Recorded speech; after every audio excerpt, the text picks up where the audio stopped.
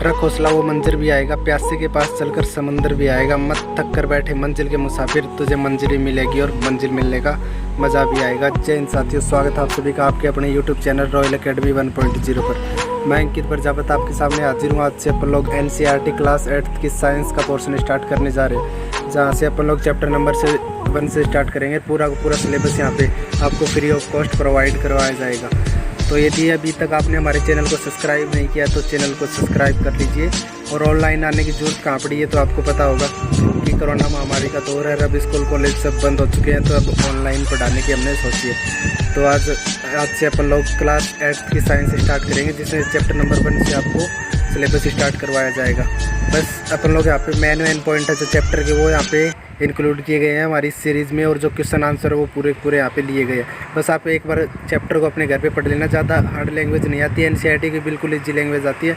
कोई भी किसी प्रकार की दिक्कत नहीं आने वाली। बस आप एक बार 1 नंबर चैप्टर को पढ़िए और उसके मेन पॉइंट है उनको अंडरलाइन करते जाइए। बाकी जो मेन पॉइंट है वो मैंने उठा के अपनी इस वीडियो में इंक्लूड कर लिए है, और जो इसके क्वेश्चन आंसर है वो यहाँ पे करवा रहा हूँ। तो जो भी यहाँ पे क्वेश्चन आंसर है, जो भी मेन पॉइंट यहाँ पे आपको शुरू में मिलेंगे, उनको नोट डाउन जरूर कर लेना और अच्छे से रिवीजन करते रहना। कोई भी क्वेश्चन आपके आउट ऑफ सिलेबस नहीं जाएगा, क्योंकि ये 8th क्लास का इजी सा पेपर बनता है आपका बोर्ड एग्जाम का, लेकिन ये आगे कंपटीशन में बहुत काम आता है 8th क्लास वाला। तो आपको अच्छे से पढ़ना है इसको। बाकी नौकरी की तैयारी कर रहे हो तो वो बच्चे भी इसको पढ़ सकते हैं, कोई दिक्कत नहीं। तो चलिए स्टार्ट करते हैं अपनी सीरीज़ को। जो भी यहाँ पे क्वेश्चन आंसर करवाए उनको नोट डाउन जरूर कर लेना।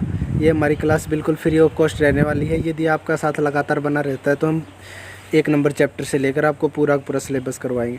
तो आइए स्टार्ट करते हैं आज से अपनी क्लास। और फिलहाल तो आपको यही कहना चाहेंगे, जो कोरोना महामारी का दौर है इससे बच के रहना भाई, बिल्कुल बच के रहना। बहुत ही डेंजरस रूप में ये फिलहाल उभर के आई है अपने सामने।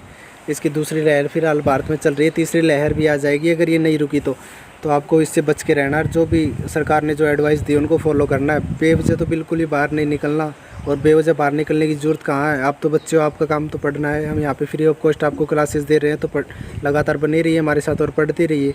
फिलहाल तो आपका काम पढ़ाई करना है, वो चाहे बाहर जाके करो या फिर घर पे करो, कोई दिक्कत नहीं है। आप घर पे पढ़ाई करते रहिए। और अगर बाई चांस बाहर जाना पड़ भी रहा तो आप प्रोटोकॉल का पूरा पालन कीजिए। जो टाइम सरकार ने टाइम दिया उसी टाइम के अंदर आप बाहर निकलिए। और मास्क लगाकर तो ज़रूर जाइएगा, और हैंड वॉश ज़रूर कर लीजिए टाइम पर। और सैनिटाइज़र का प्रयोग तो आपको बिल्कुल करना है, बिल्कुल भी लापरवाही नहीं करनी। तो चलिए साथी स्टार्ट करते हैं अपने चैप्टर नंबर 1 को। चैप्टर नंबर 1 का नाम है भाई फसल उत्पादन एवं प्रबंधन। फसल उत्पादन एवं प्रबंधन, जो फसल उगाई जाती है ना, बिल्कुल बेसिक वाला चैप्टर है आपके नॉर्मल लाइफ में। जो गांव से बच्चे बिलोंग करते हैं उनके लिए तो मतलब एकदम इजी 0 लेवल का चैप्टर है, कुछ भी नहीं है उनके लिए। तो वो तो बिल्कुल अच्छी आसानी से उसको प्रैक्टिकली रहता है, क्योंकि ये सब चीज़ें फसल कैसे उगाते हैं, कैसे उसका प्रबंधन करता है, वो इन सभी चीज़ों से प्रैक्टिकली जुड़े रहते हैं। तो उनके लिए तो बहुत ईजी चैप्टर है। तो आपके लिए भी ईजी चैप्टर रहने वाला है, आप इसको ध्यान से समझिएगा। तो चैप्टर का नाम क्या, फसल उत्पादन एवं प्रबंधन। फसल का उत्पादन करना और उसका प्रबंधन करना, उसको स्टोर करना। इस चैप्टर में अपन लोग इन सब चीज़ों के बारे में पढ़ेंगे। देखिए भी इसके मेन पॉइंट, एक बार आप बुक से चैप्टर पढ़ लेना, उसके बाद में यहाँ पे आना। बाकी बुक की लैंग्वेज बहुत ईजी, आप एक बार पढ़ जरूर लेना। तो आइए स्टार्ट करते हैं अपने मेन पॉइंट के साथ। यहाँ पे कैमरे को हाइड कर देते हैं, बिना कैमरे पढ़िए भाई। चलिए हाइड कर देते हैं एक बार इसको। तो चलिए देखते हैं भाई इसके मेन पॉइंट क्या है फसल उत्पादन एवं प्रबंधन के।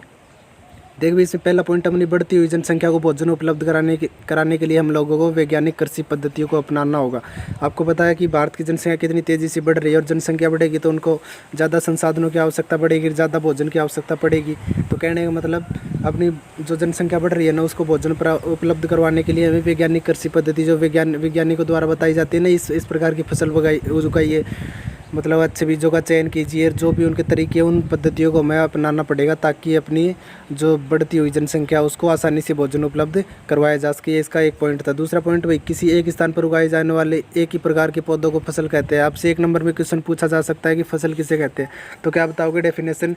किसी एक स्थान पर, किसी मान लो एक एरिया, इसमें एक ही प्रकार के पौधे अधिक मात्रा में जो उगाए जाते हैं उन पौधों क्या बोलते हैं अपन लोग, फसल बोलते हैं। क्लियर, ये वाली डेफिनेशन आपको इंपॉर्टेंट पॉइंट है, ये आप इनको नोट डाउन करते जाना। इसके बाद में देखिए भाई, भारत में फसलों को ऋतु के अनुसार हम 2 वर्गों में बांट सकते हैं। जो NCERT के अनुसार आपने फसलों को कितने भागों में बांटा, 2 भागों में बांटा। एक तो होता है रबी की फसल और दूसरी होती है खरीफ की फसल। इसमें आप नोट डाउन करिए, हेडिंग लगाइए। सबसे पहले खरीफ की फसल हेडिंग लगाइए और उसमें लिखिए खरीफ की फसल कब से कब तक बोई जाती है। खरीफ की फसल आपकी होती है वो जून से लेकर आपकी अक्टूबर तक बोई जाती है। कब, जून से लेकर अक्टूबर तक आपकी खरीफ की फसल बोई जाती है। आप इसको नोट डाउन कर लेना भाई, जून से लेकर अक्टूबर तक। और दूसरे टाइप की जो फसल आपकी रबी की फसल, और एक बार इसके एग्जांपल और देख ली। खरीफ की फसल के एग्जांपल क्या होते हैं आपके, बाजरा वगैरह, ग्वार वगैरह, मूंग वगैरह, जो धान होती है, मक्का वगैरह, ये किसके होते हैं, खरीफ की फसल के एग्जांपल होते हैं। गांव वाले बच्चे तो इसको आसानी से समझ जाते हैं कि खरीफ की फसल कौन सी होती है, रबी की फसल कौन सी होती है। और जो रबी की फसल होती है ये अपनी कब से, अक्टूबर सितंबर से लेकर अपनी मार्च तक बोई जाती है। आपको एनसीईआरटी के अनुसार लिख के आना, क्योंकि एनसीईआरटी आप फिलहाल पढ़ रहे हो, बुक में अलग अलग दे रखा है इनका महीना, किसी का ऊपर नीचे 1-2 महीना ऊपर नीचे कर देते हैं, उसमें कोई दिक्कत नहीं। लेकिन आपको एनसीईआरटी के अनुसार लिखना है कि खरीफ की फसल तो जून से लेकर सितंबर तक, और ये जून से लेकर अक्टूबर तक, और रबी की फसल सितंबर से लेकर मार्च तक बोई जाती है। और रबी की फसल के एग्जाम्पल कौन कौन से हो जाएंगे, जो आपका चना है, जौ है, गेहूँ है, सरसों है, ये सब किसके हो जाएंगे एग्जाम्पल, रबी की फसल के हो जाएंगे। तो अपने भारत में ऋतु के आधार पर फसलों को कितने भागों में, 2 भागों में बांटा जाता है। क्लियर ये सब बातें, रबी की फसल और खरीफ की फसल। इसके बाद नेक्स्ट पॉइंट, जुताई करके मिट्टी तैयार करना, उसे समतल करना जरूरी होता है। इस कार्य के लिए हल तथा पाटल का उपयोग किया जाता है। जुताई की जाती है ना, जुताई किससे करते हैं, कल्टीवेटर सुना होगा, ट्रैक्टर से जोड़कर उसकी जिससे जुताई की जाती है उसको क्या बोलते हैं, कल्टीवेटर बोलते हैं। और जब फसल उगाते हैं तो जुताई करके मिट्टी को क्या करना होता है, समतल करना होता है। और इस कार्य के लिए हल का उपयोग करते हैं या फिर पाटल का उपयोग, एक प्रकार के औजार होते हैं। हल वगैरह जो ऊँट से चलाए जाते हैं ना, उनके लिए, उनसे क्या की जाती है, मिट्टी को समतल किया जाता है, सरफेस को इक्वल किया जाता है, फिर उसमें फसल बोई जाती है। क्लियर है। इसके बाद में नेक्स्ट देखिए भाई, बीजों को मिट्टी में उचित गहराई पर बोना तथा उनके बीच उचित दूरी बनाए रखना, उचित दूरी रखना अच्छी उपज के लिए ज़रूरी है। बीजों की अच्छी किस्म का चयन करके स्वस्थ बीजों को बोया जाता है। सीड ड्रिल मशीन से बुआई की जाती है। तो ये वाला पॉइंट इंपॉर्टेंट है भाई आप सभी के लिए। क्या किया जाता है, बीज बोए जाते हैं ना, तो उस बीजों को क्या किया जाता है, अच्छी किस्म का चयन किया जाता है। जो अच्छी किस्म होती है, जो ज़्यादा पैदावार दी जाती है ना, उसी किस्म का चयन किया जाता है। और जो स्वस्थ बीज होते हैं उनको बोया जाता है। और ये बुआई कौन सी मशीन से की जाती है, बुआई करने के 2 औजार होते हैं भाई। एक तो होती है आपकी परंपरागत औजार, कौन कौन से होते हैं, परंपरागत औजार आगे बताएंगे इसके बारे में। और दूसरी मशीन होती है, पहली हो गई, दूसरी मशीन होती है आपकी सीड ड्रिल। कौन सी होती है, सीड ड्रिल, ये वाला नाम दे रखा है। दूसरी बुआई करने की आपकी एक मशीन होती है। और जुताई करने की मशीन को क्या बोलते हैं, कल्टीवेटर बोलते हैं। इसके बाद नेक्स्ट पॉइंट देखिए भाई,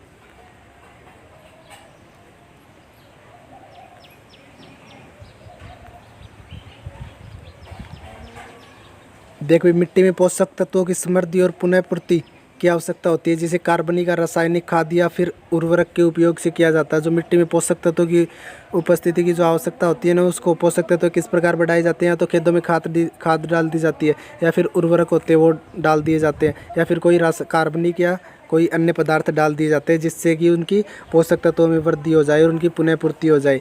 क्योंकि अगर फसल बोई जाती है तो जो पोषक तत्व है वो एक फसल पोषक तत्व है, उस फसल को वो पोषक तत्व होते हैं, वो फसल उनको ग्रहण कर लेती है। फिर मिट्टी में पोषक तत्व की कमी हो जाती है और उनकी पुनः पूर्ति करने के लिए मिट्टी में क्या डाली जाती है, खाद डालते हैं या फिर उर्वरक डालते हैं टाइम पर। आगे देखिए, फसलों की नई किस्म आने से रासायनिक उर्वरकों के उपयोग में बहुत ज़्यादा वृद्धि हुई है। जो नई नई किस्म आ रही है फसल की, तो उससे रासायनिक उर्वरकों की ज़्यादा आवश्यकता पड़ती है, इसलिए इनका ज़्यादा उपयोग किया जाता है।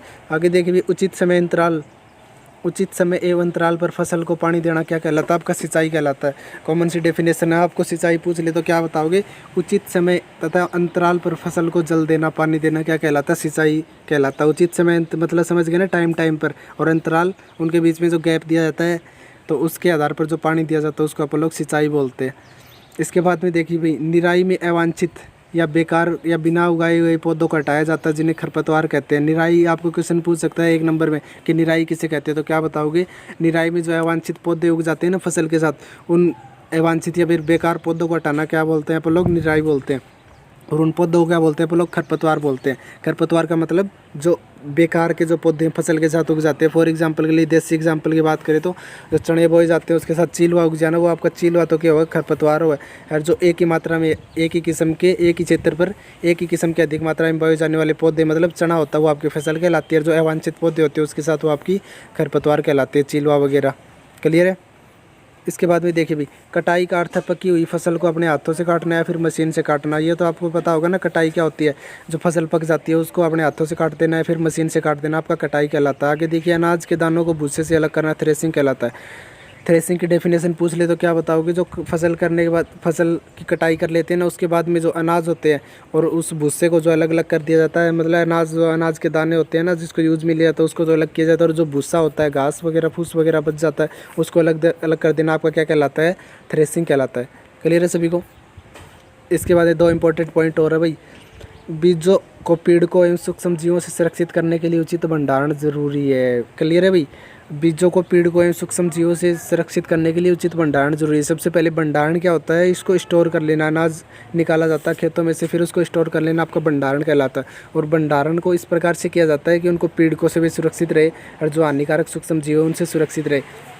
फॉर एग्जाम्पल, मतलब छोटे से एग्जाम्पल की बात करें तो जो फसल जो दाने निकाले जाते हैं वो निकालने के टाइम में थोड़े गीले होते हैं, तो उनको गीले का गीला भंडारण नहीं किया जाना चाहिए, क्योंकि उसमें फफूंद लगने का भय हो जाता है। इसलिए उन जो भी बीज होते हैं, जो भी फसल आपको जो प्राप्त की जाती है खेतों से, उसको सुखाकर भंडारण करना चाहिए ताकि वो सूक्ष्म जीवों से या फिर पीड़कों से बचे रहे। और इसका दूसरा इलाज कोई भी जो पीड़कनाशी है उसका छिड़काव करके दवाई वगैरह लगा के फसलों का भंडारण किया जाना चाहिए। इसके बाद में पशुओं को पालकर भी खाद्य पदार्थ प्राप्त किया जाता है, जिसे पशुपालन कहते हैं। किया जाता है ना भी, खाने के जो पदार्थ होते हैं वो पशुओं से, फॉर एग्जांपल आपने भैंस से लगा लो, गाय से लगा लो, दूध वगैरह प्राप्त किए जाते हैं, तो अपन लोग इस सिस्टम को क्या बोलते हैं? पशुपालन बोलते हैं। ठीक है। इसके बाद में देखिए भी यहाँ से अपन लोग क्वेश्चन आंसर स्टार्ट करेंगे। तो देखिए भी यहाँ से अपन लोग क्वेश्चन आंसर स्टार्ट करते हैं। मेन पॉइंट आपको बता दिए गए, और एक बार आप बुक से सिलेबस को इसको चैप्टर को जरूर पढ़ लेना, फिर आपको क्वेश्चन आंसर करना है। क्वेश्चन आंसर को नोट कर लेना। ये जो आपके बुक के लास्ट के क्वेश्चन है वो दिए गए हैं, और आपके NCERT के जो 8th क्लास होता है उसमें ज़्यादा हार्ड आपके क्वेश्चन नहीं पूछे जाते, डायरेक्ट बुक से उठाए जाते हैं और वही क्वेश्चन पूछ लिए जाते हैं। तो यही क्वेश्चन यहाँ से आपके बोर्ड में पूछा जाएगा, आप इनको नोट डाउन जरूर कर लेना। तो देखिए भी सबसे पहला क्वेश्चन आपका, सबसे पहला क्वेश्चन देखिए। तो देखिए सबसे पहला क्वेश्चन क्या दे रखा? फिल इन द ब्लैंक्स दे रखे हैं। उचित शब्द छाट कर रिक्त स्थानों की पूर्ति कीजिए। आप लोगों को शब्द दे रखा है जिसमें तैरना, जल, फसल, पोषक और तैयारी, ये शब्द आपको दे रखे हैं। इनको चूज़ करना है कि कौन सा यहाँ पे करेक्ट होता है। आपको सेंटेंस को पढ़ना है, इस वाक्य को पढ़ना है, कौन सा करेक्ट बैठे वही आपको यहाँ पे इसमें फिल कर देना है। तो देखिए सबसे पहला क्या दे रखा है? एक स्थान पर एक ही प्रकार के बड़ी मात्रा में उगाए गए पौधों को क्या बोलते हैं? अभी बताई थी इसकी डेफिनेशन। फसल किसे कहते हैं? एक ही स्थान पर एक ही प्रकार के पौधे बड़ी मात्रा में उगाए जाते हैं तो उनको क्या बोलते हैं? फसल बोलते हैं। तो इस ऑप्शन में क्या आ जाएगा? आपका फसल आ जाएगा, ये वाला इसमें करेक्ट हो जाएगा। तो इसमें आप क्या नोट डाउन कर लोगे? फसल। क्लियर है? इसके बाद में दूसरा क्वेश्चन देखिए भाई, इनको नोट डाउन करते जाइए, साथ साथ बोल रहा हूँ मैं, आपको नोट डाउन कर लेना है इनको। इसके बाद दूसरा, फसल उगाने से पहले प्रथम चरण मिट्टी की। हाँ भाई, फसल उगाने से पहले आपके 7 चरण होते हैं, जिसमें अपन लोग क्या करते हैं, उसमें सबसे पहला चरण होता है आपका मिट्टी को तैयार करना। सबसे पहला चरण क्या होता है? मिट्टी को तैयार किया जाता है सबसे पहले। तो इसमें क्या होता है? इसमें क्या हो जाएगा? इसे फिल इन द ब्लैंक्स से मिट्टी की तैयारी। तो ये वाला तैयारी शब्द यहाँ पे पुट कर देंगे, तो आपका ये सेंटेंस क्या बनेगा? वाक्य क्या बन जाएगा? फसल उगाने से पहले प्रथम चरण मिट्टी की तैयारी होती है। क्लियर है? इसके बाद में नेक्स्ट देखिए भी, क्षतिग्रस्त बीज जल की सतह पर क्या होने लगेंगे? डूब जाएंगे या फिर तैर जाएंगे? क्या हो जाएंगे? तैरने लगेंगे। तो इसमें कौन क्या आ जाएगा? तैरने। यहाँ पे पहला यहाँ पे करेक्ट हो जाएगा। आपने देखा होगा ना, घरों में प्रैक्टिकल भी किया होगा। जब भी किसी बीजों को किसी पानी में डुबोया जाता है तो जो क्षतिग्रस्त बीज होते हैं ना, जो डैमेज हो रखे हैं, वो तो जल की सतह पर आ जाएंगे। जो अच्छे बीज होते हैं, जो भारी बीज होते हैं, वो जल के पेंदे में जाकर बैठ जाएंगे। तो जो क्षतिग्रस्त जो डैमेज हो रखे हैं वो बीज क्या हो जाएंगे? जल की सतह पर तैरने लगते हैं। तो इसमें क्या आ जाएगा? तैरने। ठीक है।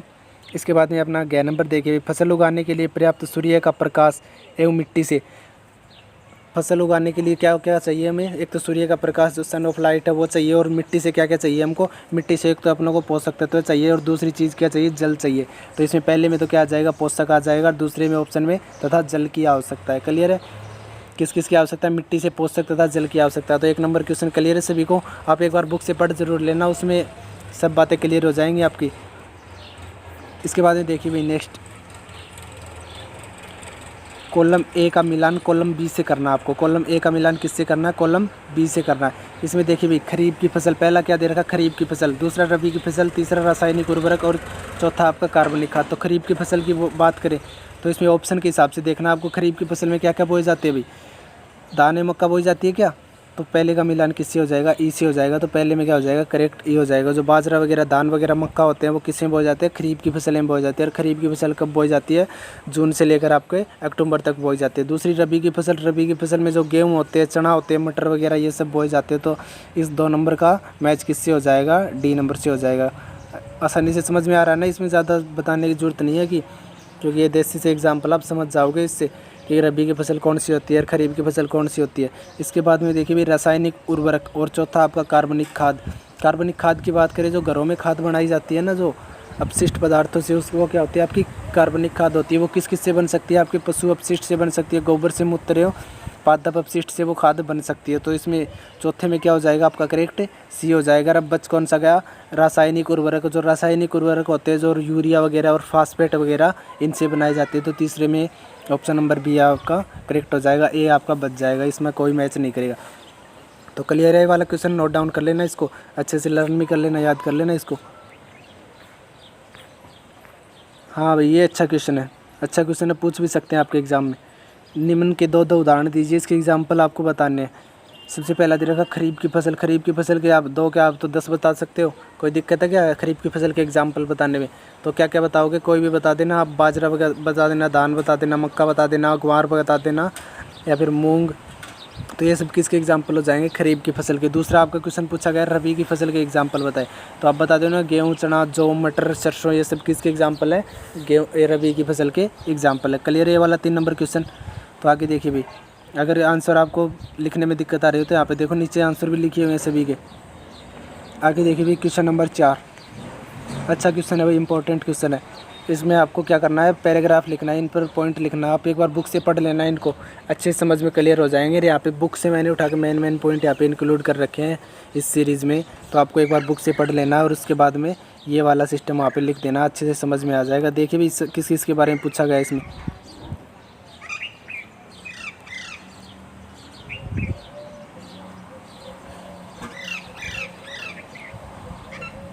अभी देखिए इसमें सबसे पहला आपको इस पर पैराग्राफ लिखना है। सबसे पहला क्या दे रखा है, मिट्टी तैयार करना। सबसे पहले क्या दे रखा है आपको, मिट्टी को तैयार करना, कि किस प्रकार से मिट्टी को तैयार करते हो। तो इसमें देखिए भाई क्या क्या लिखते हैं, मिट्टी तैयार करना आवश्यक क्यों है। मिट्टी तैयार करने का मतलब समझते हो ना, जो बीज बोने से पहले उसको जो फोफड़ा बनाया जाता है। क्यों बनाया जाता है मिट्टी को फोफड़ा, ताकि जो पौधे की जड़ है वो आसानी से गहराई तक जा सके। और वो देसी भाषा में, अगर खोखली मिट्टी होगी तो पौधे की जड़ ज़्यादा गहराई में जाएंगी, ज़्यादा गहराई में जाएंगी तो उन्हें सांस लेने में कोई दिक्कत नहीं आएगी। पौधे भी क्या होते हैं, सजीव माने जाते हैं और सजीवों को श्वास की आवश्यकता होती है। तो इन मिट्टी की जड़ा ने भी सांस लेने में कोई दिक्कत को नहीं आएगी। दूसरा पॉइंट क्या बताओगा, मिट्टी ने तैयार क्या करी जा, क्यों करी जा है। जो मिट्टी ने फोफली बनाई जाना, उसमें जो केचुए होते हैं, जो लाभदायक केचुए होते हैं और जो लाभदायक सूक्ष्म जीव होते हैं, वो मिट्टी को फोफड़ा बनाने से उसमें उनकी मात्रा बढ़ जाती है और जो अपनी फसल होती है उसके लिए लाभदायक होते हैं, जिससे कि हमें ज़्यादा पैदावार होती है। क्लियर है ये वाली पॉइंट। तो देखिए अब क्या लिखोगे इसके बारे में, मिट्टी तैयार करने के बारे में। यह प्रक्रिया फसल उगाने का प्रथम चरण है। सबसे पहला चरण क्या, फसल उगाने से पहले आपको मिट्टी की तैयारी करनी होती है। मिट्टी को पलटने, पोला बनाने से पौधे की जड़ें गहराई तक जाकर श्वसन कर सकती है। क्या कर सकती है भी, गहराई में जाएंगी अगर खोखली मिट्टी होगी तो, और उसमें ज़्यादा अच्छे तरीके से श्वसन कर पाएंगी। पॉली बनाई हुई मिट्टी में केंचुओं और सूक्ष्म जीवों की वृद्धि में सहायता मिलती है। जो खोखली मिट्टी होती है ना, जो उसमें सूक्ष्म जीव होते हैं और जो केंचुए होते हैं, उनकी मात्रा में वृद्धि हो जाती है, जो अपनी फसल के लिए अच्छे होते हैं तथा ये मिट्टी को और अधिक पोला तथा उमस वाली बना देते हैं। इसके अतिरिक्त मिट्टी पलटने से पोषक पदार्थ, जो मिट्टी में पोषक पदार्थ होते हैं ना, वो क्या हो जाते हैं, ऊपर आ जाते हैं, जो अच्छी फसल उगाने के लिए अत्यंत महत्वपूर्ण होते हैं, जो अति आवश्यक होते हैं। जो पोषक पदार्थ होते हैं जो मिट्टी के नीचे दबे रहते हैं, जब आप इसको मिट्टी को पलट दोगे ना, किसी भी सहायता से, कल्टीवेटर की सहायता से यदि आप मिट्टी को पलट दोगे या फिर हल या पाटल की सहायता से मिट्टी को पलट दोगे, तो पोषक तत्व होते हैं वो क्या आ जाएंगे, ऊपर आ जाएंगे, जो फसल के लिए हमारी लाभदायक होते हैं। तो पहला पॉइंट क्लियर है सभी को, अच्छे तरीके से मिट्टी तैयार क्यों की जाती है लिख दोगे। इसमें 2-3 बातें याद कर लेना, ये इसका आपको एग्जाम में अगर क्वेश्चन आता है तो लिख के आनी है। इसके बाद में दूसरा इंपॉर्टेंट पॉइंट देखिए भाई, दूसरा इंपॉर्टेंट पॉइंट है आपको बुआई के बारे में लिखना है कि बुआई किस प्रकार की जाती है, क्यों, कौन कौन से औजार से की जाती है। क्यों तो खैर क्या, इस क्यों का तो कोई जवाब नहीं, बुआई का तो पता है, फसल उगाने के लिए बुआई तो करनी पड़ेगी, तभी आपकी फसल उगेगी। तो देखिए भाई बुआई के बारे में देखिए, यह फसल उत्पादन का महत्वपूर्ण चरण है। हाँ भाई बिल्कुल इंपॉर्टेंट चरण है, फसल ही नहीं उगेगी यदि बुआई नहीं करोगे तो। मिट्टी को तैयार करने के पश्चात खेत में बीज बोए जाते हैं। ये सभी नॉर्मल सी बात है, आपको पता होगा ना, पहले मिट्टी तैयार की जाती है फिर उसमें बीज बोए जाते हैं। उचित दूरी एवं गहराई पर खेत में बीज बोना क्या कहलाता है, बुआई कहलाता है। उचित दूरी ऐसे नहीं कि बीज को ऐसे पास पास में डाल दिया या फिर 1-1 किलोमीटर के दायरे में दूर डाल दिया, तो क्या करते हैं उसकी दूरी उचित रखी जाती है प्रॉपर तरीके से, ताकि उसमें कोई दिक्कत ना आए, फसल अच्छी तरह से ग्रोथ कर सके। तो उचित गहराई और उसकी गहराई क्या रखी जाती है। बीज को ऐसे नहीं है कि आप 1 किलोमीटर गड्ढा खोदोगे और उसमें बीज डाल दोगे, आपकी फसल नहीं उगेगी। तो गहराई भी क्या होती है उसकी उचित होती है, इतनी गहराई पर उन बीजों को डाला जाता है कि ताकि वे ज़मीन को उखाड़ कर बाहर निकल आए और फसल अच्छी तरह से बन जाए आपकी। न तो सतह पर डाला जाता है उनको, न ज़्यादा ज़मीन के अंदर डाला जाता है। तो इसमें क्या होता है, उचित दूरी एवं गहराई पर खेत में बीज बोना क्या कहलाता है, वो बुआई कहलाता है। बुआई के लिए अच्छी गुणवत्ता किस्म के साफ एवं स्वस्थ बीजों का चुनाव करना ज़रूरी होता है। सही बात है ना भाई, अच्छी गुणवत्ता, अच्छी फसल चाहिए तो अच्छी गुणवत्ता के बीज डालने पड़ेंगे। और उचित बीजों को चुनने के बाद इन बीजों को उचित गहराई तथा उचित दूरी पर बोना चाहिए ताकि पौधे में पर्याप्त हवा, प्रकाश, खनिज एवं पानी मिल सके। बुआई के लिए निम्नलिखित विधियों का उपयोग किया जाता है, जिसमें पहली विधि आपका परंपरागत औजार जो देसी जुगाड़ वाले औजार होते हैं उससे बुआई की जाती है। और दूसरा आपकी जो आधुनिक मशीन चली हुई है सीड ड्रिल, उसकी वजह से भी बुआई की जाती है। तो बुआई वाला पोर्शन क्लियर है सभी को कि बुआई किस प्रकार से की जाती है। और इसमें क्या किया जाता है, स्वस्थ बीजों का चयन किया जाता है और उचित दूरी पर उचित गहराई पर बीजों को डाला जाता है। इसके औजार कौन कौन से हैं, परंपरागत औजार होते हैं जो देसी औजार, और दूसरा आपका सीड ड्रिल मशीन होती है। इसके बाद में नेक्स्ट पॉइंट, वीडियो ज़्यादा बड़ा तो नहीं हो रहा और फास्ट बोले क्या थोड़ा सा, कई स्टूडेंट्स के कमेंट आते हैं कि सर फास्ट करवाते हो, अरे वीडियो ज़्यादा बड़ा हो जाता है इसलिए फ़ास्ट करवाने की कोशिश करते हैं। बाकी हम तो धीरे पढ़ा सकते हैं, टाइम पास भी कर सकते हैं, लेकिन आपको कम समय में बेहतरीन तैयारी करवाने की कोशिश कर रहे हैं इसलिए थोड़ा सा फास्ट करवाते हैं। ऐसे टाइम पास वाले अपन लोग सीधी क्वेश्चन की बात करते हैं, कोई बकवास नहीं करेंगे यहाँ पे, टाइम पास बिल्कुल भी नहीं करेंगे, क्योंकि आप इतना टाइम निकाल रहे हो कि पढ़ने के लिए आते हो। इसमें सिर्फ पढ़ाई की बात की जाएगी, टाइम पास तो आप खुद ही हो जाता होगा आपका घर पे। तो आप सिर्फ पढ़ने के लिए आते हैं, पढ़ाई की बात करेंगे, ज़्यादा वो वाली इधर उधर की बातें नहीं करेंगे घुमा के। तो इसलिए थोड़ा तेज़ भी करवाते हैं और फास्ट मतलब करवाना हमारी मजबूरी है क्या, ताकि जल्दी जल्दी आपका सिलेबस हो जाए और आपको रिवीजन करने में कोई दिक्कत ना आए। तो देखिए भी अगला पॉइंट, आपको किस पर टिप्पणी करनी है, किस पर आपको कमेंट मारना है।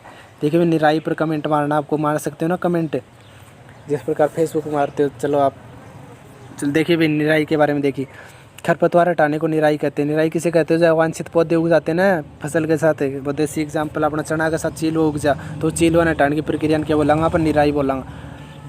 तो खरपतवार हटाने को क्या बोलते हैं, निराई बोलते हैं। निराई करने से खरपतवार जल, पोषक तत्व आदि ग्रहण कर फसल की वृद्धि को प्रभावित कर देते हैं।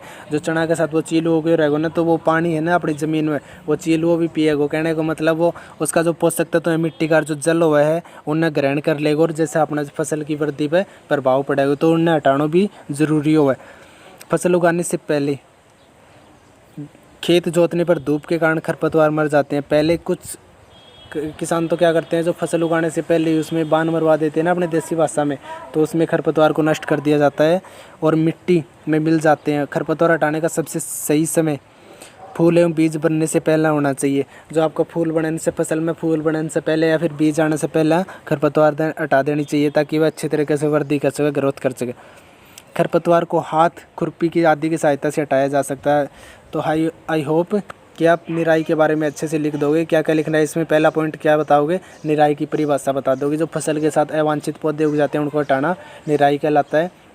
दूसरी बात, निराई के बारे में क्या बताओगे, क्यों हटाते हैं इसमें, जो क्योंकि ये मिट्टी के जो जल होता है, पोषक तत्व, तो उनको ग्रहण कर लेते हैं, जिससे हमारी फसल पर प्रभाव पड़ता है। और किस प्रकार खरपतवार हटाई जाती है, कुछ किसान तो क्या करते हैं, फसल उगाने से पहले खरपतवार को हटा देते हैं और कुछ उसमें बीज और फल आने से पहले खरपतवार को हटा देते हैं। तो ये सब बातें क्लियर है। अगला अपना लास्ट पॉइंट है थ्रेसिंग। थ्रेसिंग के बारे में देखो, खेतों से काटी गई फसल से बीजों या दानों को भूसी से अलग करने के प्रक्रम को थ्रेसिंग कहा जाता है। थ्रेसिंग करने के भी कई तरीके होते हैं, जैसे छोटे खेत वाले किसान अनाज के दानों को फटक कर विनोइंग द्वारा अलग करते हैं और बड़े खेत वाले कंबाइन मशीन का प्रयोग करते हैं। कंबाइन मशीन समझते हो ना, जो फसल को काट भी देती है, निकाल भी देती है। तो थ्रेसिंग का इजी सा मतलब आप देसी भाषा में समझ गए ना, जो फसल काट ली जाती है उसके दानों को भूसे से अलग करना आपका थ्रेसिंग कहलाता है। और दूसरा पॉइंट इसमें क्या बताओगे, थ्रेसिंग के तरीके बता दो किस प्रकार से थ्रेसिंग की जाती है। तो जो छोटे किसान होते हैं ना, जो जब मतलब छोटा खेत होता है, कम फसल होती है, वो क्या करेंगे, उसको फसल को पटक कर कूट कर उसको दानों को भूसे से अलग कर देंगे। इस प्रकार थ्रेसिंग कर सकते हैं। और जो बड़े खेतों वाले किसान होते हैं वो किस प्रकार करेंगे, वो क्या करेंगे, कंबाइन मशीन का प्रयोग करते हैं। और इस कंबाइन मशीन के प्रयोग से वो दानों को भूसे से अलग कर लेते हैं। तो क्लियर है यहाँ तक सभी को। और यदि वीडियो पसंद आ रहा है तो एक बार हमारे वीडियो को लाइक ज़रूर कर ले भाई, रिक्वेस्ट है हमारी आपसे। और अपने फ्रेंड सर्कल में शेयर ज़रूर कर दें। और चैनल को तो सब्सक्राइब कर ही लिया होगा पहले, इतनी देर तक रुके हो तो लगातार बने रहना भाई, अच्छे से अच्छा कंटेंट देने की कोशिश की जाएगी। थोड़ा सा अगर आप बोलोगे तो हम हिंदी लैंग्वेज में पढ़ा देंगे, अपनी देसी लैंग्वेज में पढ़ाने की टाल कर देंगे भाई। तो बता दियो, अगर किसी ने देसी लैंग्वेज में दिक्कत होती हो तो प्रॉपर हिंदी में पढ़ा देंगे। आप अगला क्वेश्चन देखियो अपना, क्वेश्चन नंबर 5 है खाद्य उर्वरक में अंतर लिखना। इंपॉर्टेंट क्वेश्चन है, इसको इंपॉर्टेंट लगा लेना, भी एग्जाम में पूछ सकते हैं कि जो खाद होती है और जो उर्वरक होती है इसमें क्या क्या डिफरेंस होते हैं। तो अपन लोग बेसिक से बात करेंगे इसमें डिफरेंस के बारे में, देसी तरीके से इसको समझने की कोशिश करेंगे। और जो भी ये क्वेश्चन करवाए इनको नोट डाउन ज़रूर कर लेना भाई। तो अगर बात करें खाद और उर्वरक के बारे में, तो खाद और उर्वरक इनका काम क्या होता है? काम इनका लगभग सेम ही होता है। मिट्टी में जो पोषक तत्व है उनकी उनमें क्या करते हैं, वृद्धि करते हैं। खाद्य उर्वरक का काम क्या होता है? मिट्टी में पोषक तत्वों की संख्या में वृद्धि करना, और वो पोषक तत्व हमारी फसल के लिए सहायक होते हैं। इसलिए फसल में क्या डाली जाती है? खाद डालते हैं या फिर उर्वरक डालते हैं। तो इसमें डिफरेंस देखना है, इसमें बेसिक से डिफरेंस देखना है कि इसमें क्या क्या डिफरेंस होते हैं खाद्य उर्वरक में। तो देखिए स्टार्ट करते हैं भाई। एक साइड में आपका इस प्रकार से आपको नोट डाउन कर लेना, बुक अपनी जो नोट्स बना रही है उसमें भी इस प्रकार से नोट डाउन कर लेना कि उस आंसर को एक तरफ तो खाद लिखना और इसमें एक तरफ उर्वरक लिखना है। तो खाद में देखिए भी, खाद एक प्राकृतिक पदार्थ है जो गोबर, मानव अपशिष्ट एवं पौधों के अवशेष के विघटन से प्राप्त होता है। समझ गए ना खाद के बारे में? ये क्या होता है? आपके एक प्राकृतिक पदार्थ होता है, नेचुरल आपका प्रोडक्ट होता है, जो किससे प्राप्त होता है? जो गोबर होता है, जो मानव के अपशिष्ट होते हैं, या फिर पौधों के अवशेष जो बचे होते हैं ना, जो पौधे के जो पत्ते वगैरह होते हैं, जो उनसे क्या प्राप्त की जाती है? अपने खाद प्राप्त की जाती है। और उर्वरक क्या होती है? एक अकार्बनिक लवण है। ये क्या होती है? एक अकार्बनिक लवण है, इसको नोट डाउन कर लेना। दूसरा डिफरेंस देखिए भाई, खाद खेतों में बनाई जा सकती है। खाद क्या हो सकती है? अपने घरों में बना सकते हैं या फिर खेतों में बना सकते हैं। लेकिन उर्वरक का उत्पादन क्या होता है? कारखानों में या फिर फैक्ट्रियों में होता है। इसको अपन लोग उर्वरक को अपन लोग घर में तैयार नहीं कर सकते, क्योंकि ये क्या है? एक अकार्बनिक लवण है, ये केमिकल वाले पदार्थ होते हैं। इनको प्रयोगशाला में बनाया जाता है, कारखानों में, बड़े बड़े कारखानों में उर्वरक को बनाया जाता है। तो 2 पॉइंट क्लियर है, इसमें 2 डिफरेंस क्लियर है सभी के। इसके बाद में तीसरा डिफरेंस देखिए भाई, इससे मिट्टी को प्रचुर मात्रा में हुमस प्राप्त होती है। किससे? खाद से। खाद से मिट्टी को क्या होगी? प्रचुर मात्रा में हुमस प्राप्त होगी। ये किसकी बात हो रही है यहाँ पे? उर्वरक से। जबकि इसमें क्या होती है? मिट्टी को प्रचुर मात्रा में हुमस प्राप्त नहीं हो सकती। कहने का मतलब हुमस तो दोनों से प्राप्त होती है, लेकिन खाद से और जो हुमस है ना मिट्टी को, वो ज़्यादा प्राप्त होती है। जो हुमस क्या होती है? फसल की वृद्धि में सहायक होती है। हुमस ज़्यादा ज़रूरी होती है फसल के लिए। चौथा डिफरेंस देखिए भाई, इसमें पादप पोषक अपेक्षाकृत कम मात्रा में होते हैं। जो पोषक इस पदार्थ होते हैं इसमें उर्वरक की बजाय खाद में क्या होते हैं? कम मात्रा में होते हैं। जबकि उर्वरक में क्या होते हैं? पादप पोषक प्रचुरता में होते हैं, अधिक मात्रा में होते हैं, प्रचुर मात्रा में होते हैं। तो चौथा डिफरेंस क्लियर है। पोषक पदार्थ खाद में क्या होते हैं? थोड़े से कम पाए जाते हैं। जो घरों में बनाते हैं ना खाद, उसमें थोड़े से पोषक पदार्थ कम पाए जाते हैं, जबकि उर्वरक में अधिक मात्रा में पाए जाते हैं खाद की अपेक्षा। पाए तो दोनों में जाते हैं, लेकिन उर्वरक में खाद की अपेक्षा। तुलना करने है ना, यहाँ पे कंपेरिजन चल रहा है। 5वां पॉइंट देखिए भाई, यह पानी में घुलनशील होने के कारण इनका अवशोषण धीरे धीरे होता है। ये खाद क्या होती है? थोड़ी सी कम पानी में घुलनशील हुआ तो इसको अवशोषण मिट्टी के द्वारा धीरे धीरे करियो जाए। और दूसरा, उर्वरक में पानी में घुलनशील होने के कारण इनका अवशोषण शीघ्रता से होता है, फास्टली। ये क्या होते हैं? इनका क्या कर लिया जाता है? अवशोषण कर लिया जाता है मिट्टी के द्वारा, और जल्दी से अपना प्रभाव दिखाना प्रारंभ कर देती है उर्वरक। तो कहने का मतलब, तो उर्वरक और खाद में डिफरेंस क्लियर हो गया। अब इसके बारे में ये वाली बात इंपॉर्टेंट बात लिख लेना भाई इसको। उर्वरक की तुलना में खाद अच्छी मानी जाती है, क्योंकि इससे मिट्टी की जल धारण क्षमता में वृद्धि होती है। इससे मिट्टी भुरभुरी हो जाती है, जिससे गैस विनिमय सरलता से होता है, जिससे जीवाणुओं की संख्या में वृद्धि होती है, और इसमें मिट्टी का जो गठन सुधार हो जाता है। तो ये वाली बात लिख लेना। आपको 1 नंबर में ये भी पूछ लेते हैं कि अपनी एनसीईआरटी के अनुसार खाद बेटर मानी जाती है फिर उर्वरक बेटर मानी जाती है, तो क्या बताओगे? उर्वरक की तुलना में जो अपनी खाद होती है वो क्या मानी जाती है? अच्छी मानी जाती है। और इसका रीज़न भी पूछ ले तो क्या बताओगे? ये क्या कर देती है? जो अपनी मिट्टी होती है ना, इस प्रकार की, इसकी खाद अगर इसमें डाल दोगे तो उसकी जल धारण की क्षमता, जल को धारण करने की क्षमता, जल को अपने अंदर लेने की क्षमता को क्या कर देती है? खाद बढ़ा देती है।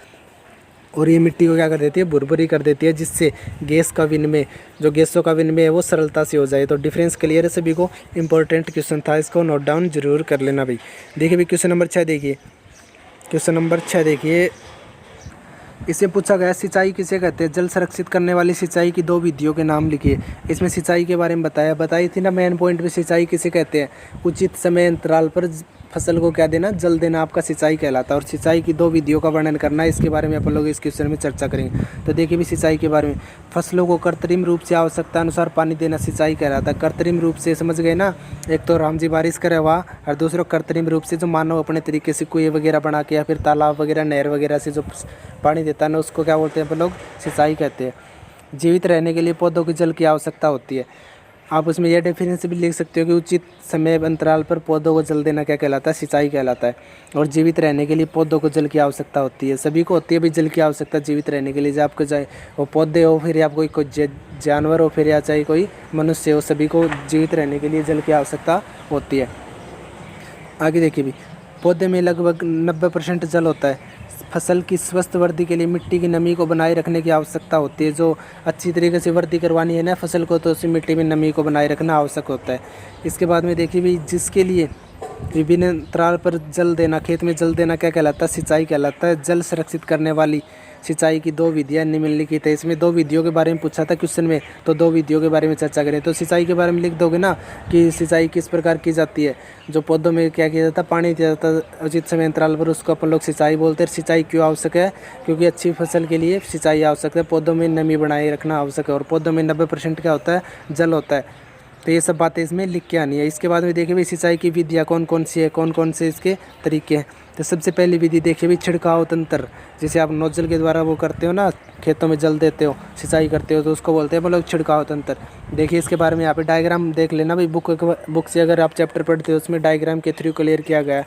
यहाँ पे डायग्राम किया, हमारे पास कोई भी व्यवस्था नहीं है, तो एक और बेटर होगा आपके लिए कि आप बुक को पढ़ ले इसी तरीके से। कुछ नहीं करना आपको, बस सिंपल सी हिंदी लैंग्वेज पढ़ते हो इस प्रकार से एक बार पढ़ के आना बुक को, फिर यहाँ पे हमारी सीरीज़ पे आना है। जो भी क्वेश्चन हम उसको अच्छी तरह से आपको क्लियर कर देंगे। तो देखिए भी, छिड़काव तंत्र, इस विधि का इस्तेमाल असमतल भूमि, जहाँ पे सरफेस क्या हो, इक्वल न हो, असमतल भूमि के लिए किया जाता है, जहाँ पर जल कम मात्रा में उपलब्ध हो के लिए किया जाता है। इसमें नलों के ऊपर घूमने वाले नोजल लगे होते हैं। गांव वाले बच्चे समझ गए होंगे नोजल क्या होते हैं, बाकी शहर वाले भी समझ गए होंगे, इतना तो जानते होंगे खेती के बारे में।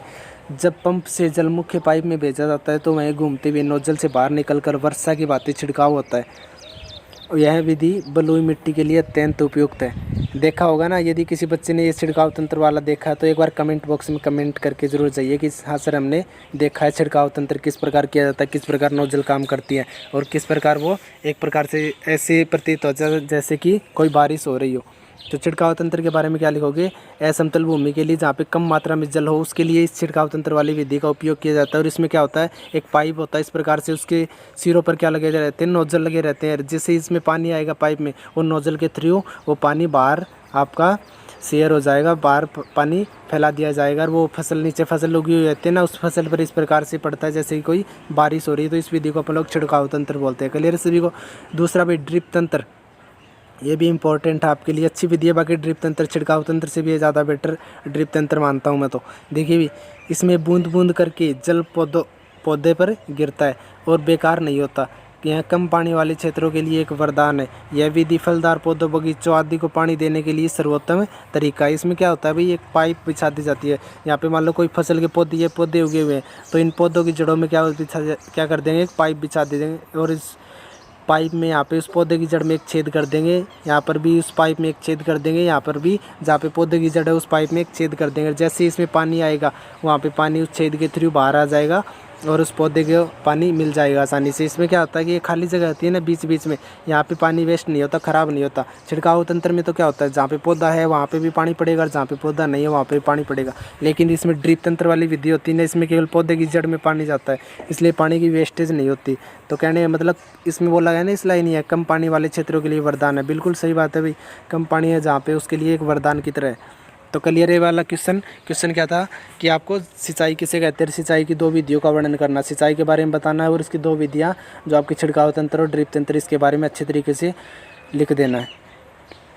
इसके बाद में देखिए भी क्वेश्चन नंबर 7, यदि गेहूँ को खरीफ ऋतु में उगाया जाए, यदि गेहूँ को खरीफ ऋतु में उगाया जाए तो क्या होगा। एक बार आपके लिए क्वेश्चन है सभी के लिए, गेहूँ खरीफ की फसल की खरीफ ऋतु की फसल है या फिर रबी की फसल की ऋतु की फसल है। आप ये क्वेश्चन एक बार कमेंट बॉक्स में कमेंट कर दें कि गेहूँ कौन सी ऋतु की, कौन सी सीज़न की है, रबी की फसल है या फिर खरीफ की फसल है। तो आपने क्या बताया, इसका गेहूँ कौन सी फसल होती है आपकी, रबी की फसल। रबी की फसल में क्या क्या बताया, चना वगैरह, गेहूँ वगैरह, जौ वगैरह, सरसों वगैरह, ये क्या होते हैं, रबी की फसल। और इस क्वेश्चन में उल्टा बोला गया, तो गेहूँ अपने आप में रबी की फसल होती है। इसमें बोला गया यदि गेहूँ को खरीफ की फसल में उगा दे, इसकी ऋतु के विपरीत उगा दे तो क्या होगा। तो देखिए इसमें देखिए भी इसका आंसर किस प्रकार लिखोगे, अच्छे से क्वेश्चन में आंसर दिया, इसका आंसर यहाँ पे अच्छे से अच्छी लैंग्वेज में आपको प्रोवाइड करवाया गया। देखिए भाई, गेहूँ एक रबी की फसल है, सभी को पता है ये बात। इसे शीत ऋतु में उगाया जाता है। ये रबी की फसल कौन सी ऋतु में? शीत ऋतु में उगाई जाती है। और जो अपनी ये खरीफ की फसल होती है, ग्रीष्म ऋतु में उगाई जाती है आपकी। खरीफ ऋतु जून से लेकर सितंबर तक होती है। आपको ये बताई थी ना ये बात, खरीफ ऋतु कहाँ से कहाँ तक होती है? जून से लेकर सितंबर तक होती है। इस समय वर्षा क्या होती है? ज़्यादा होती है। वर्षा क्या होती है? इस समय में ज़्यादा होती है। एक मिनट, पूरा कान क्यों नहीं आ रहा क्वेश्चन। तो इसमें क्या होते हैं, जून से लेकर सितंबर तक वर्षा क्या होती है? ज़्यादा होती है, इसलिए इसे वर्षा ऋतु भी कहते हैं। अब लोग इसको क्या बोलते हैं? सॉरी, मैंने क्या बता दिया वहाँ पे, ग्रीष्म ऋतु बता दिया। नहीं, इसको वर्षा ऋतु बोलते हैं। इसको वर्षा ऋतु भी बोलते हैं। यदि गेहूँ को इस समय में उगाया जाए तो गेहूँ के पौधे अधिक मात्रा में पानी मिलने की वजह से सड़कर ख़राब हो जाएंगे और जो गेहूँ की फसल है वो आपकी बर्बाद हो जाएगी। तो समझे इसको। तो शॉर्ट में किस प्रकार आपको डिफाइन करोगे, किस प्रकार डिफाइन करोगे आप इसको, कि जो गेहूँ होता है वो रबी की फसल होती है। रबी की फसल शीत ऋतु में बोई जाती है और शीत ऋतु में वर्षा क्या होती है? कम होती है। और इसको विपरीत ऋतु में, यदि रबी की बजाय अपन लोग खरीफ की ऋतु में बोएंगे तो खरीफ की ऋतु में वर्षा ज़्यादा होती है और ज़्यादा वर्षा से गेहूँ की फसल क्या हो जाएगी? अधिक वर्षा से, अधिक पानी से सड़ जाएगी, जिससे अपनी फसल क्या हो जाएगी? पूरी की पूरी ख़राब हो जाएगी। तो कहने का मतलब फसल को उसके सीजन के अनुसार इसलिए बोया जाता है क्योंकि अगर सीजन के विपरीत, यदि ऋतु के विपरीत आप फसल को बो दोगे तो वो नष्ट हो जाएगी। इसके बाद में अगला क्वेश्चन देखिए भाई, अगला क्वेश्चन देखिए। इसमें बोला गया कि खेत में लगातार फसल उगाने से मिट्टी पर क्या प्रभाव पड़ता है। अरे बताओ होगा ना, जिसे अगर लगातार एक ये काम करोगे तो उसको आपका मन हट जाता है ना एक काम करने। तो उसी प्रकार यदि फसल लगातार बोते जाओगे तो मिट्टी में जो पोषक तत्व होते हैं ना मिट्टी में, वो पोषक तत्व फसल में चले जाएंगे। और कहने का मतलब मिट्टी में पोषक तत्वों की क्या हो जाएगी? कमी हो जाएगी। और इन पोषक तत्वों की भरपाई कैसे करते हैं? फिर हम या तो खाद डालते हैं या फिर उर्वरक डालते हैं। तो कहने का मतलब इसमें क्या लिखोगे? देखिए इजी सी लैंग्वेज में, यदि खेत में लगातार फसल उगाने से मिट्टी में पोषक तत्वों की क्या हो जाएगी? कमी हो जाएगी। क्या हो जाएगी? इसमें पोषक तत्व की मात्रा में कमी हो जाएगी, जिससे उसकी उर्वरता में भी क्या हो जाती है? कमी हो जाती है। यही कारण है कि खेत में लगातार फसल नहीं उगानी चाहिए और खेत को कुछ समय के लिए परती छोड़ देना चाहिए। कहने मतलब परत के रूप में, एक प्रकार से परत के रूप में छोड़ देना चाहिए। उस पर किसी प्रकार की कोई फसल नहीं उगानी चाहिए। आगे देखिए, एक अन्य तरीका फसल चक्रण है। इसलिए इसमें किसान एक फसल के बाद दूसरी प्रकार की फसल की किस्म को उगाते हैं, जिससे मिट्टी में नाइट्रोजन का पुनः पूरण होता रहता है। तो कहने का मतलब है, यदि फसल को लगातार उगाओगे तो पोषक तत्व की कमी होगी, और पोषक तत्व की कमी होगी तो जो फसल उत्पादन है उसमें भी कमी होगी। तो इसलिए क्या करता है किसान, देखा हुआ ना कई बार, लगातार खेत नहीं बोता, वो 1-2 साल 5-4 साल खेत लगातार बोता है, फिर 1 साल के लिए उसको वहाँ पे ऐसे बंजर छोड़ देता है ताकि उसमें पोषक तत्वों की दोबारा पुनः पूर्ति हो जाए।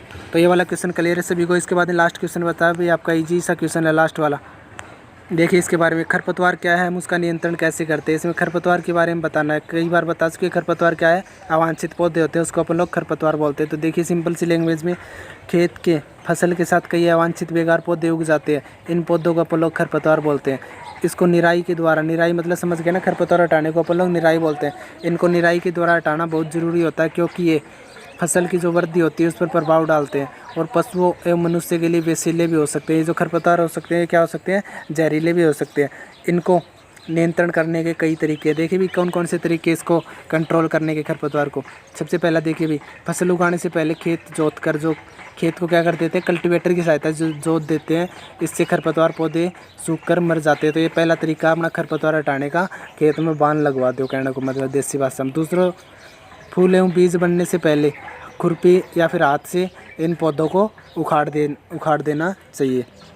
तो दूसरा पॉइंट भी क्लियर है ना, खुरपी ले लो या फिर हाथ से इन पौधों को फसल में फूल एवं बीज बनने से पहले उखाड़ देना चाहिए। तीसरा देखिए भाई, खरपतवार हटाने का तरीका, खरपतवार नाशी रसायनों को, जो केमिकल होते हैं ना खरपतवार नाशी, जो उनका नाश कर दे, विनाश कर दे, उन रसायनों का उपयोग करना है, और जिससे खरपतवार पौधे आपके मर जाएंगे। तो यहाँ तक आपके तीनों के तीनों पॉइंट क्लियर हो चुके हैं। अभी क्वेश्चन नंबर 10 आपको खुद से करना है। आपको बताया था कि फसल उगाने से पहले कितने चरण होते हैं? 7 चरण होते हैं। फसल उगाने के कितने चरण होते हैं? 7 चरण होते हैं। मैं एक बार बोल रहा हूँ, आपको नोट डाउन कर लेना। तो सबसे पहला चरण आपका क्या होता है? नोट डाउन करना। सबसे पहला चरण होता है आपका मिट्टी तैयार करना। इसके बाद में दूसरा चरण होता है आपका बुआई करना। फिर आपका तीसरा चरण होता है इसमें खाद या फिर उर्वरक डालना। फिर आपका चौथा चरण होता है इसमें सिंचाई करना। फिर आपका 5वां चरण होता है उसको खरपतवार को हटाना। और आपका छठा जो चरण होता है वो थ्रेसिंग करना, सॉरी कटाई करना या फिर उसका थ्रेसिंग करना है कि बात, आप थ्रेसिंग लिखो बेटर रहेगा। कटाई करके उसको क्या करते हैं, थ्रेसिंग करते हैं। और 7वां चरण होता है आपका भंडारण करना, उसको प्रॉपर तरीके से आप उसको स्टोर कर लेना अनाज का। ये 7 चरण होते हैं अभी फसल उगाने के 7 चरण। क्लियर है सभी को? तो आप इनको नोट डाउन कर लेना। इसकी सहायता से क्वेश्चन करना। यदि ये क्वेश्चन आपको से बन जाए तो अच्छी बात है, यदि नहीं बने तो यहाँ पे देखो या नीचे आपको आंसर देना है। इस प्रकार से आपको इनको अरेंज करना है। क्लियर है सभी को क्वेश्चन? तो यहाँ तक आपका वीडियो कंप्लीट हो जाता है और आज के लिए इतना बहुत है। यदि वीडियो पसंद आए तो लाइक करें, शेयर करें और अपने फ्रेंड सर्किल में एक बार शेयर ज़रूर करते। जय हिंद, जय भारत।